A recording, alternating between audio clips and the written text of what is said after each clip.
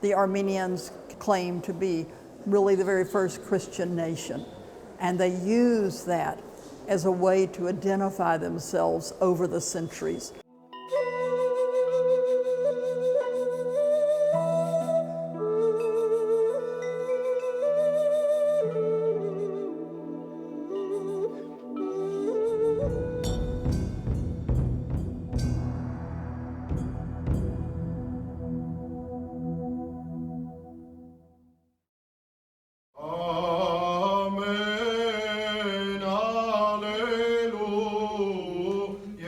On September 20th, 2018, the Metropolitan Museum of Art unveiled the first major exhibition about ancient Armenia. The Met's exhibition is presenting the importance of the medieval art of a people on the border between East and West. Armenia is an ancient country situated between the Black and Caspian Seas. It became part of the former Soviet Union and declared independence in 1991. It was the first Christian nation, but was later dominated by the Islamic Ottoman Empire. At the very beginning of the 4th century, an Armenian king, Tridat, ravishes a virgin, Saint Ripsime. He becomes like a wild boar. That's the retribution for his abuse of her. And his sister suggests that he talk with Gregory the Illuminator, who has been imprisoned in Armenia for many years. And when St. Gregory preaches about Christianity, his faith, to King Tridat and all of his people convert. Tridat regains his human form, and you see him in the exhibition both with the head of a wild boar and looking like a dignified king. And by bringing his people with him into the Christian faith, the Armenians arguably claim to be really the very first Christian nation. And they use that as a way to identify themselves over the centuries. They have a unique language that develops an alphabet to translate Christian texts, and they remain in this site between East and West major forces on trade routes, even as the world around them becomes largely Muslim, and they remain Christian within that larger world. The 140 works in the exhibition come from museums, churches, and private collections all over the world. Almost all of them are on view in the United States for the very first time. Most of the objects are examples of unique Armenian Christianities which are central to the Armenian identity. The crosses behind me are what we call khachkars, cross stones. And they develop in the medieval centuries, 9th, 10th, 11th, 12th. I find tremendously compelling markers of faith because they're erected in states which the real power is with an Islamic overlord. So it is braver to announce your Christianity than it would be in New York City. One of my favorite pieces in the exhibition is this gable from on the roof of a church, a real church.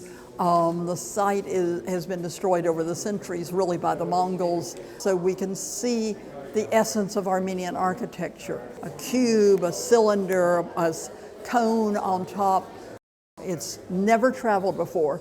The History Museum was extremely generous in making this accessible to us, like they were with the gold jewelry from Devin, which has also never been displayed before. During the medieval era, Armenia played a pivotal role on the major trade routes. Under the Mongol Empire, Armenia controlled the east-west trading network from India to Amsterdam.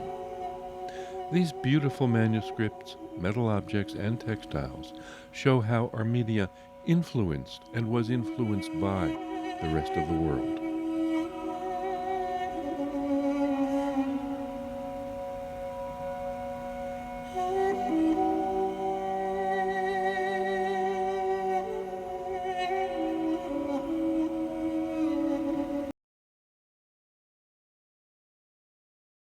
One of the last works that I find very exciting in the exhibition is this wonderful map that's 10 feet by 4 feet that shows all the Armenian churches in the Ottoman Empire.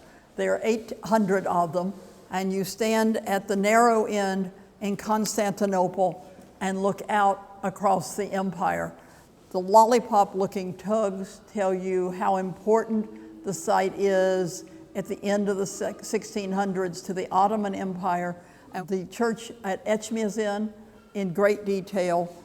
After King Trdat becomes a Christian, Gregory the Illuminator has a vision, and he sees a Christ throwing a golden hammer to show where the first Christian church should be, which by tradition is at Etchmiadzin.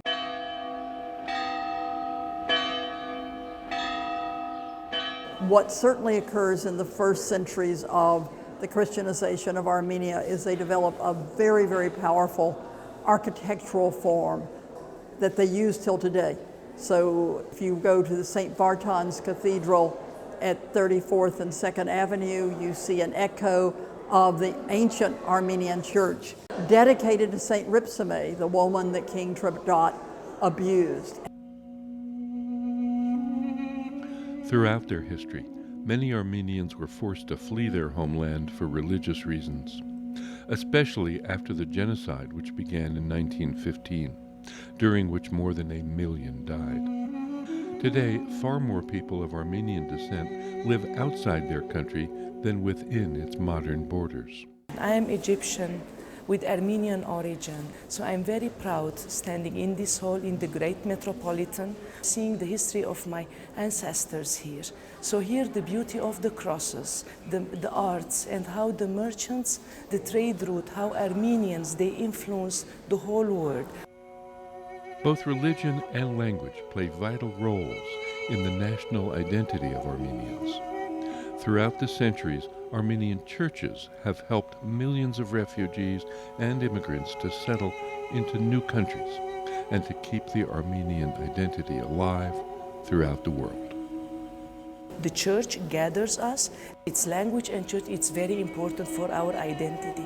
This history, we want to pass it for the future generation, because without the language, without the church, we're lost. Amen.